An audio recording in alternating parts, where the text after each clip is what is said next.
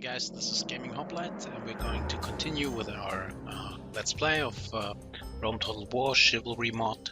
We're in the year 1139 after Christ, Anno Domini, and you see my expansion going quite good so far. In the west we've taken Bari and returned this old Byzantine holding to its original holders.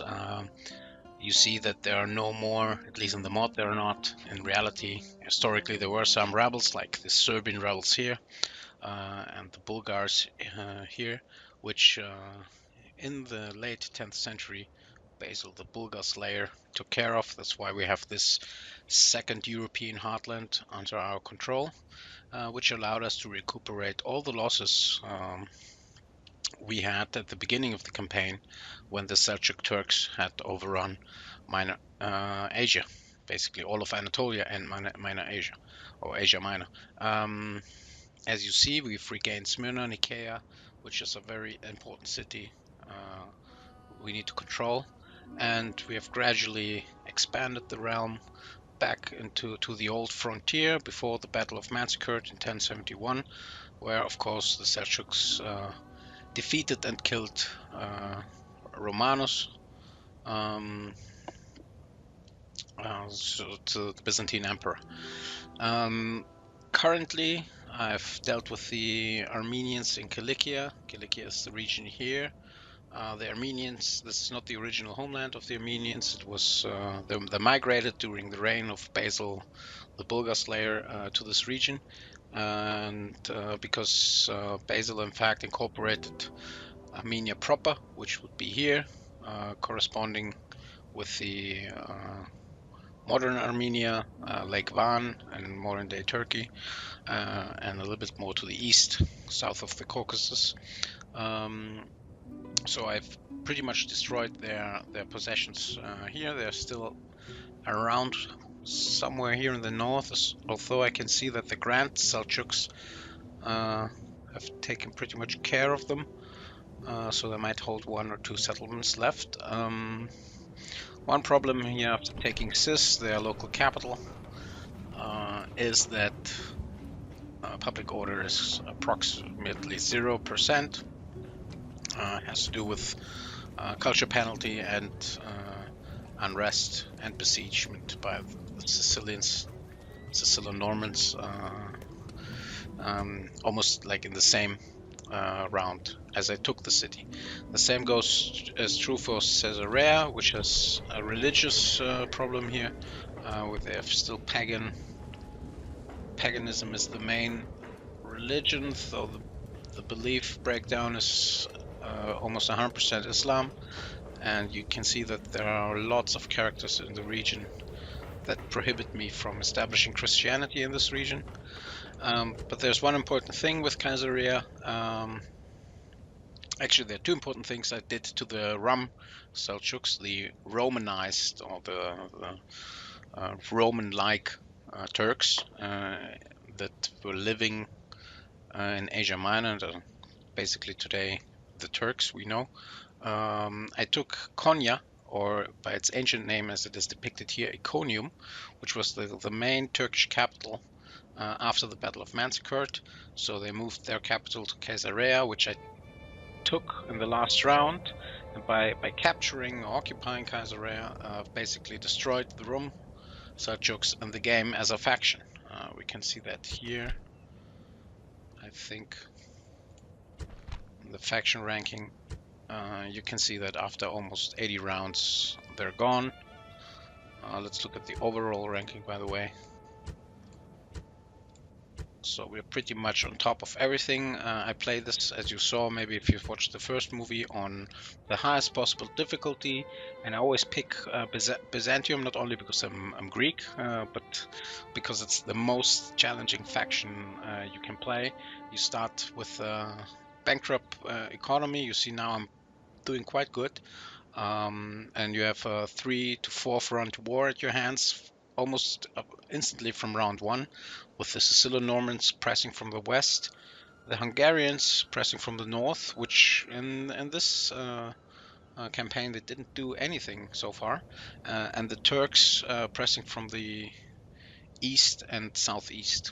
So now with the Rum Seljuks destroyed, I can concentrate on this front line here. I just gave up Trapezus. The reason sometimes you have to do auto battle is that is because Chivalry Total War is a beautiful mod. I mean, it really brings a lot back uh, from the original game. Something I think Rome Total War 2 or Empire missed. So the charm is pretty good. It's more or less historically correct with the units like this Bathiaroi Basilica, so the royal swords bearers, or the Turkoman tribal horse archers, as well as Hoplite, so and Psili archers and main Byzantine infantry. I've progressed only in Constantinopolis with the development so far that I can get these special units, the Roman-style Imperial Army units like the Contaratoi or the Paramonai, as well as some more famous mercenary units like the Varangians or the Numeroi. Well, the Numeroi were not mercenaries, but you get the point, right? So these are crack elite units. Once you have a field army consisting only of those, you can basically steamroll through to Jerusalem, which I'm going to do, I think, in the next 20 to 30 years. Now, let's discuss the strategic outline here. My northern border, and I start here because it's the easiest, is very thinly defended only. I mean, look at Skopje, I have only the general in the city. Because it's my left flank, Raska is a little bit stronger. Preslav is basically from turn 1 with his 3 units and developing slowly. I think I just finished the city wall there, which makes it much easier to defend. My European heartland, which is basically northern and southern Greece, plus the 2 islands, Rhodes and Crete, is very thinly defended, and there's a very simple reason for that. First of all, I had to use all my troops to keep the Sicilo-Normans at bay. So you see I have, for instance, in Bari, quite a lot of troops in the city, plus a field army, which is almost fully equipped. Let's buy some mercenaries more. You can never have enough troops, basically. Against the Sicilo-Normans, they're very tough opponents. So I have almost 2 full stacked armies here, and I mean full stacked meaning not that the stack is full, but in total there I have something about 1,000 to 1,500 men, and I have several cities which are in reach of 1 round, so I can produce and train troops and reinforce this area instantly if needed. Now I have attempted a couple of times to either conquer this Sicilo-Norman port or this one, but their general is there, so or their faction leader. So whenever, even if I win a battle, I cannot play the second one because the mod is unfortunately fragile. So every expansion has to be very cautious. Otherwise, you get this CTD and have to fight the battle again and again and again and again.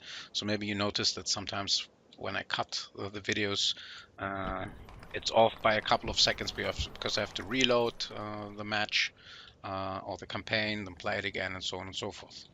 So the north stays relatively quiet, but I'm pretty sure the Hungarians gonna make a move quite soon, especially if you make a mistake in the diplomatic sector, like allying with someone they are at war with.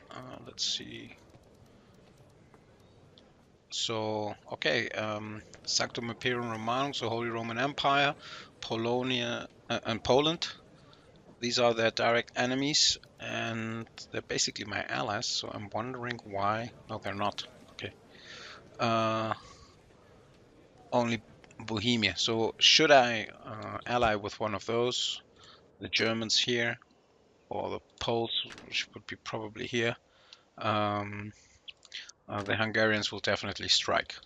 And I won't do that for a couple of thousand more of trading income, although I see the Germans, the East Frankish, are moving towards me anyway, so conflict is inevitable. So my plan for the north is to stay quiet and react once it is necessary. In the west, my plan is to take these two Sicilian towns, maybe only the southern one, and then go over to Sicily because there are three cities there with a unique strategic position. It would create, as you see, a huge island belt underneath my southern flank, which is excellent for trade. And I would avoid clashing with the East Frankish prematurely, because I have to first deal with the Eastern menace before taking on a huge empire like the Holy Roman one. In the East, and this was, I mean, if you watch the videos, we are at round 80 now. I think I made 8 or 9 videos. You see that it was a very really tough battle. I mean, I had to gradually expand, slowly build up forces, build up the economy in central Greece, and then from Nicaea as a springboard, um, attack into Asia Minor. I did something which is usually it's not working, but this time it did. After the Turks lost the siege battle at Nicaea, I had a reserve army here in Thrace, and I brought them over the Hellespont and then rushed into Ankara, which was poorly defended, and I managed to take it pretty quick. And this interrupted the trade line from Sinope to Iconium and Caesarea, so seriously weakening the Turks, and it isolated Smyrna and Atalia, because Tarsus was Armenian and Cis were Armenian possessions. So it was like a thorn into the Rum Seljuk realm. Of course, they attacked multiple times, but I mean, you can see in the videos that I gradually isolated Iconium, then isolated Atalia and Smyrna from Caesarea and Sinope. Then I took Sinope, then Atalia, then Smyrna, and finally Caesarea. What helped me was that Trapezus, which is now occupied by the Grand Seljuks, but is in revolt again, has a major, majority of Christian population, and they revolt like every 10 rounds and come back to the empire. And this is something you have to always take care for is the impact of neighboring regions on the religious outlook. So when you have 3 Christian regions or provinces and one ascending one being Muslim, gradually over decades it will become a major Christian one, and the other way around, of course, as well. So that's why I'm not so much worried about Caesarea, and because they're gonna be Christian sooner or later. The question is how many rebellions do you have to tackle with that. Now, my main focus will remain the East. I mean, this is traditionally the Byzantine Eastern Roman Empire heartland. This one was traditionally another part of the heartland, but it was lost in the 8th and 9th and 10th century with the Slav incursions, and only soon re-established by Basil the Bulgar Slayer. I took over this heartland, which allowed me to secure the traditional one and basically bring the border back into Syria, where it belongs, at least in this time frame. Now I'm performing much better than the historical Byzantine Empire. I mean, yes, the First Crusade helped the Byzantines regain Nicaea, Smyrna, and basically all the coastal cities of Asia Minor, but in the central plateau, meaning Ankara, Iconium, and Caesarea, there were still the Rum Seljuks hanging around and penetrating and cutting off all these coastal cities from trade with Constantinopolis, unless it was, of course, trade by sea. The Cilicia, and this was important, was Armenian during the time, I mean, in the historical time frame, and it allied with the Crusaders, the Outremer Crusaders here in Antiochia and Jerusalem, and played a vital part in disrupting imperial rule. That's why I had to take care of them as well. What is interesting now in this campaign is that I'm dealing now in the west with the Sicilo-Romans and in the east with the Sicilo-Romans. So, and they are my toughest opponent. I mean, they're really, really, really aggressive, and you see they have heavy cavalry, lots of Armenian mercenaries, and the Sicilo normal cavalry. Oh, plus some Lombard knights. I mean, they're gonna trample through your phalanx if left unchecked after a couple of maybe 1 minute or something. So you always need your own cavalry. So for the phalanx to check it and then perform a hammer and anvil to kill a lot of them before they really get into motion, because if they do, they're gonna trample your whole army to pieces. So this is very interesting. I think I will concentrate in the east. Let's see if we can survive this siege with the weakened attackers that took the city now not being allowed to refurnish, to retrain, and I have quite weak troops there. Many troops occupied in Caesarea for garrison duty. Most of my reformed cavalry is up here, and I had to send back units for retraining. Where are they, by the way? Oh, there. Yeah, I have to send those guys back, so I can train this cavalry only here. The Scythian ones only in Adrianopolis. Let's do that. And maybe send this guy to the east as fast as possible. And he also has to go to Constantinopolis. And the Tassinari skirmisher cavalry can go to Nicaea and recop there. I'm building some. I think I will build up some heavy cavalry in the rear and bring them up slowly to bolster my eastern border. So my plan will be to concentrate on the Sicilo-Normans in the south, probably ignore the Grand Seljuk. So what I will play here is like a defensive screening action in order to gain time until I can rebuild my forces. The main problem I have is that I can only train imperial troops in Iconium, but Iconium is down to 1,600 people population. Ankara has 2,000, but I can only train tribal horse archers there, and I have to wait until the city expands. So draining population there is terrible. Caesarea, I can only build catapults and mangonel and ballistas and stuff, or some levy watchmen, which are basically worthless besides garrison duty. And the same goes with Atalia, where I can only build like a limited amount of troops, and Sinope, where I can build mainly Armenian influenced, Turkish influenced, and Trapezite and Tsakonis, as well as Trebizonde Toxote, so specialized archers from Trebizond. So that I have a limited selection. So basically, as I said, this is my plan. We'll concentrate on the Sicilo-Normans here in the Middle East.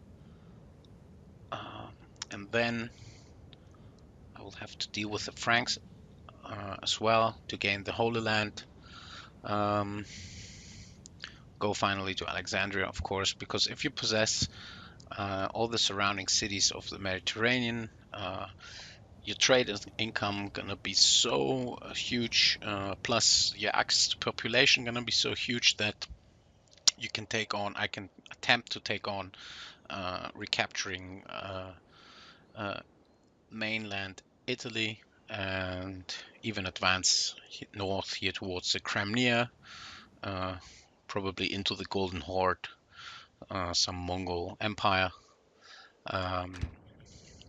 and of course dealing with the Grand Seljuks that are still a strong Turkish presence that threaten Asia Minor. So yeah, this is my plan. As you've seen so far, I progressed quite good, better than the historical empire, but all my borders are quite fragile, so they need a lot of attendance. I always have to keep an eye on developments elsewhere, and should multiple enemies ally or unite against me, or one or two stacked armies show up, I mean, I can put up a good fight, but that's about it. Then I will need a couple of years to train troops and counterattack. But so far, as you've seen, we've been quite successful. And now that I lay down the strategic outlook, feel free to comment. And yeah, you know what's basically going to happen in the next couple of videos. So stay tuned, and if you liked the comments, I will feel free to give me to write a comment down or something, and I will consider doing more voiceovers that I did up to now, especially if it's strategy games. So you will know what's going on in my head and what I'm planning, and maybe understand the one or another tactical or strategic decision that you didn't understand or share in the first place. So thanks for watching, and see you around.